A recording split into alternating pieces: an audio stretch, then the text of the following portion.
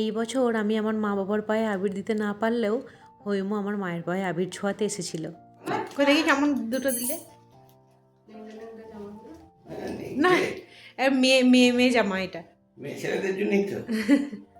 বাহ এই যদি এখন দিয়ে দিবে, এই যে খুব বড় বেটা সঠিক একদম জামা। বাহ ভালো হয়েছে। আরেকটা দেখি। এই যে ও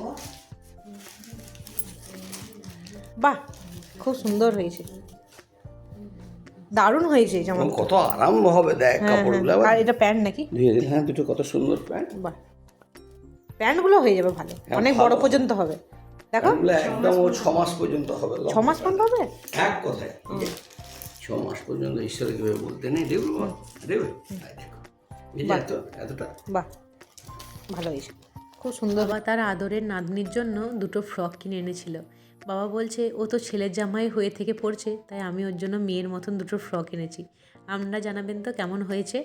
আর তার সাথে এই জামাটাও বাবা এনেছিল, তখন ভিডিও করে রাখতে ভুলে গিয়েছিলাম। আর আমার মেয়ের গায়ে এই দুটো পরানো ছিল, তো এই দুটো জামা বাবা এনেছিল। তার সাথে এনেছিল আরও 1 প্যাকেট মিষ্টি। যেহেতু আমি এই কদিন প্রায় মিষ্টি না খেয়েছিলাম আর মনটা খুব মিষ্টির জন্য ছটফট করছিল, তাই বাবাকে বললাম আমার পছন্দ মতো মিষ্টি এনেও। বাবা হাজির করেছে।